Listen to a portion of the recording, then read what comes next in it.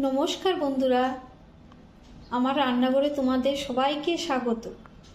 আমি আজকে আবার এসে গেছি তোমাদের কাছে একটা রেসিপি নিয়ে, সম্পূর্ণ একটা নিরামিষ রেসিপি, যা আমি পেঁপে আলু দিয়ে রান্না করব। তো প্রথমে যেটা আমি বলি পেঁপের ডালনা, পেঁপে আলুর ডালনা। তো প্রথমে আমি পেঁপে নিয়ে নিলাম, পেঁপেগুলো এরকম স্কোয়ার শেপে কেটে নিলাম, সঙ্গে দুটো আলু নিয়ে নিলাম, আর তার সাথে আমি এখানে মসুর ডাল বেটে নিয়েছি। এখানে মসুর ডালগুলো ছোট ছোট বড়ি ভেজে তারপর এই পেঁপেটার মধ্যে আমি দেব। আর তার জন্য মশলা আমার লাগছে, এখানে লাগছে জিরে ধনে বাটা, আদা বাটা, লঙ্কা আমি সামান্য পরিমাণে নিয়েছি, কারণ পেঁপেতে বেশি ঝাল দিলে ভালো লাগে না। আর ফোড়নের জন্য নিয়ে নিলাম দুটো শুকনো লঙ্কা, 5 ফোড়ন আর একটা তেজপাতা। আর নিয়ে নিলাম একটু গরম মশলা, আর নিয়ে নিলাম একটু ঘি। ঘিটা চাইলে তোমরা ইচ্ছা দিতে পারো, আর অসুবিধা হলে নাও দিতে পারো। তো আমার এই উপকরণ দিয়েই আজকে নিরামিষ রান্নাটা হবে, পেঁপে আলুর ডালনা। তো তার জন্য আমি প্রথমেই এখানে মসুর ডালটা, যেটা আমি বেটে রেখেছি, তাতে কিছুটা কালো জিরে দেব সামান্য হলুদ, আর দেব পরিমাণ মতো নুন।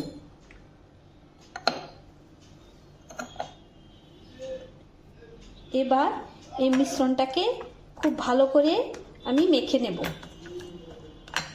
আর ছোট ছোট বড়ার আকারে প্রথমে আমি এটা ভেজে নেব।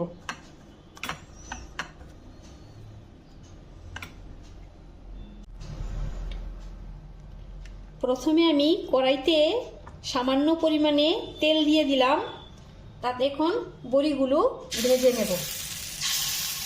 আমি খুব ছোট ছোট করে বড়িগুলো ভাজছি।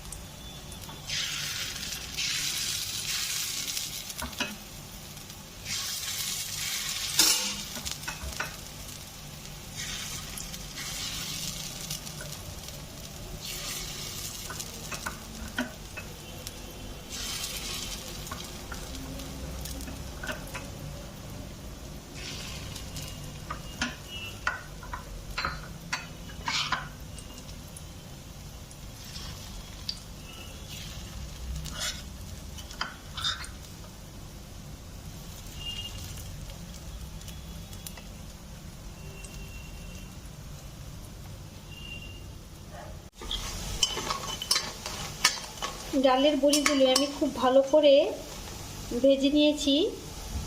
তোমরা চাইলে এখানে মসুর ডালের পরিবর্তে অন্য মুগ ডাল, মটর ডাল বা ছোলার ডাল এগুলো ব্যবহার করতে পারো, তাতেও ভালো লাগবে। আমি বড়িগুলো উঠিয়ে নিচ্ছি একটা বাটিতে।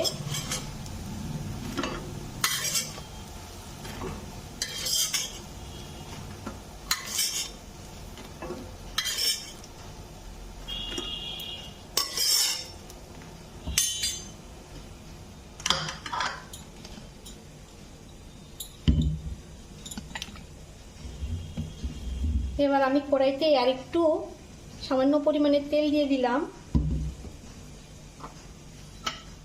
এখন আমি এখানে পেঁপে আর আলুগুলোকে একসাথে ভালো করে ভেজে নেব। তোমরা চাইলে এগুলোকে একটু সিদ্ধ করেও নিতে পারো, কিন্তু আমি এখানে সিদ্ধ করিনি। এখানে আমি ঢাকা দিয়ে দিয়ে সিদ্ধ করে নেব ভাজা মধ্যেই। তো আমি এখন আলু আর পেঁপেটাকে খুব ভালো করে ভেজে নেব। লাল লাল করব না, সামান্য ভাজি।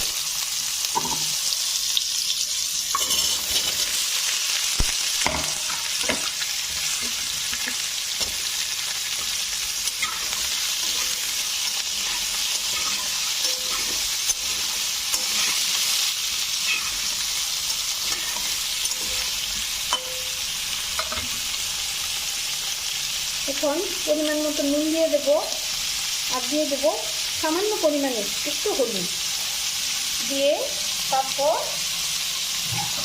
ঢাকা দিয়ে দেবো।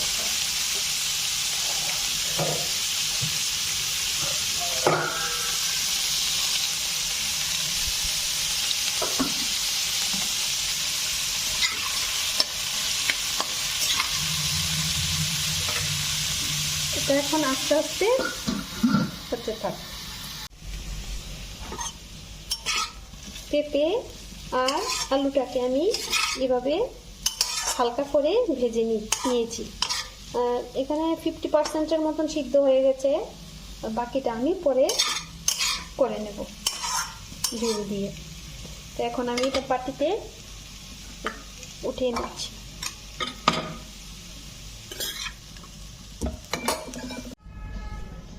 এখন কড়াইতে আমি একটু সামান্য তেল দিয়ে দেব।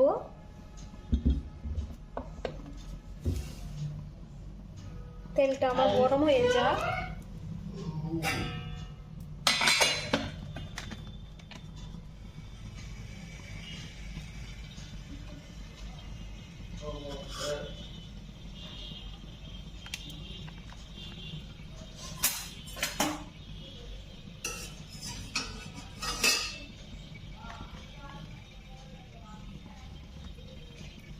তেলটা গরম হতে হতে আমি এখানে মশলাগুলোকে একসাথে করে নিচ্ছি।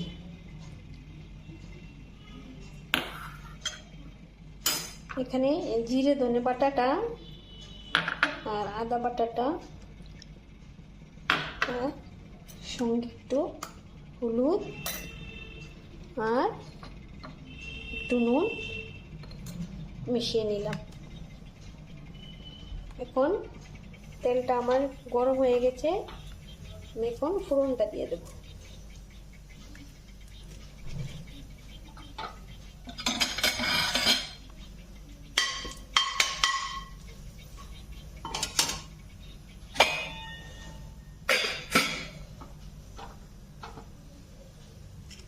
দিয়ে দিব শুকনো লঙ্কা দুটো,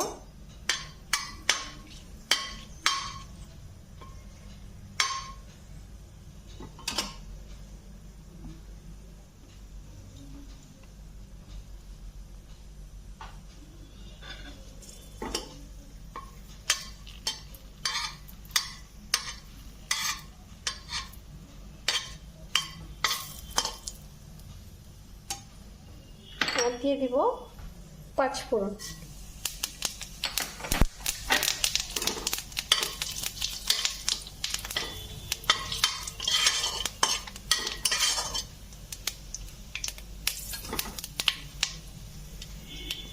পাঁচফোড়নটা আমার ভাজা হয়ে গেছে, আমি এখন একসঙ্গে রাখা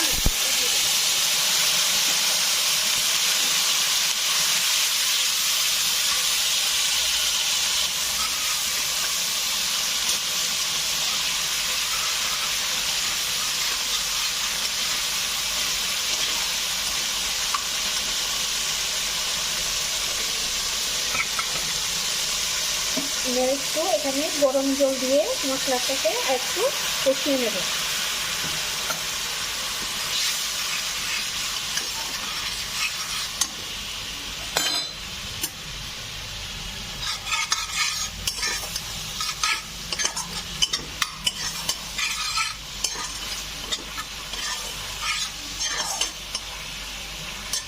পেঁপে আলুর সবজিটা কিন্তু খেতে খুব দারুণ, আমার কাছে তো খুবই ভালো লাগে। তোমরাও রান্না করে খাবে। এই গরমের মধ্যে এখন আর মাছ মাংস কিছুই ভালো লাগবে না খেতে। এখন এই নিরামিষ সবজিগুলি ভালো লাগবে। তো মশলাটা আমার ভাজা হয়ে গেছে, আমি এখন ভেজে রাখা আলু আর পেঁপেটা দিয়ে দেব। এখন মশলার সাথে ভালো করে কষিয়ে নেব।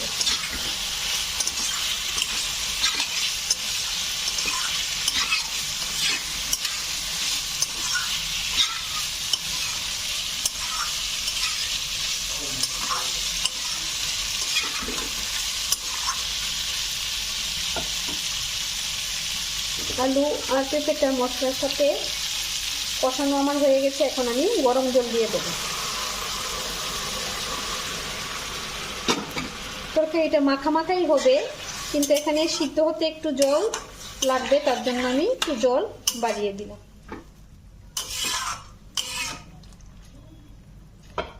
এখন ঢাকা দিয়ে দেবো, এটা আস্তে আস্তে হতে থাকবে।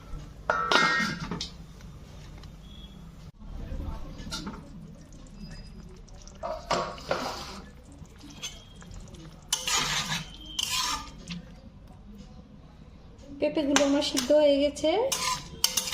আমি বেশি সিদ্ধ করব না, পেঁপে একদম বেশি নরম হয়ে গেলে ভালো লাগে না, তাই আমি এই অবস্থার মধ্যে এখন ভেজে রাখা ডালের বড়িগুলো দিয়ে দেবো।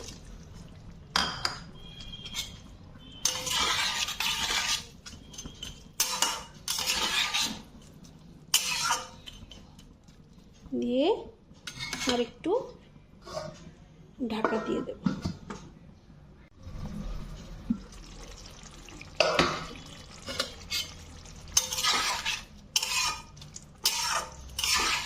রান্নাটা আমার এখন হয়ে গেছে। এই সামান্য পরিমাণে ঝোল আছে, এগুলো ঝোলটাও বড়িগুলো অনেকটা টেনে নেবে, আলুটাও অনেকটা ঝোল টেনে নেবে, তাই এই অবস্থাতে আমি এখন আর গ্যাসটা বন্ধ করে দেব। এখন সব শেষে আমি সামান্য পরিমাণে একটু গরম মশলার গুঁড়ো দিয়ে দেবো।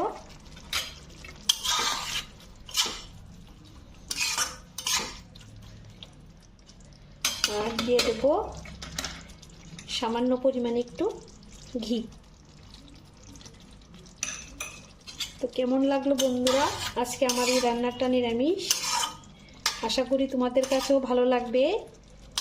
আজকের জন্য আমার এখানে রান্না শেষ, কালকে আবার দেখা হবে নতুন একটা রেসিপির সাথে।